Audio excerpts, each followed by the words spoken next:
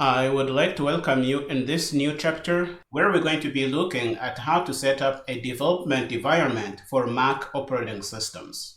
We will first see how to install an editor we can use to type code, and that's going to be Visual Studio Code mainly for this course here.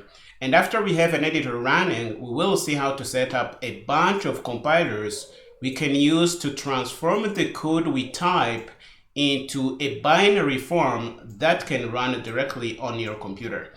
In terms of compilers, there are a couple you can choose from. You can use GCC, you can use Clang LLVM, but you could also use Clang Apple, but this one is a bit slow in supporting later C++ standards.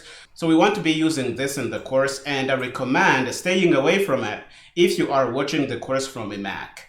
I have to warn you, installing GCC and Clang, the versions we need for the course can be a bit complicated, but if you go through this, you're going to have a nice experience with the course. Okay, I have said that we will be using Visual Studio Code as the editor of the course, but it is possible to use Xcode or CodeLight or other editors. I will share a video on how to use CodeLight with the course if you want.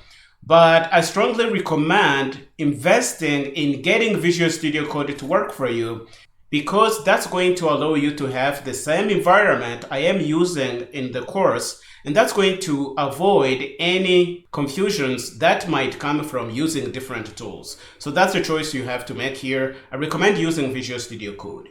Now that we have an idea about what we are going to do in the chapter, let's head over in the next lecture and show you how to install Visual Studio Code on your Mac. Go ahead and finish up here and meet me there.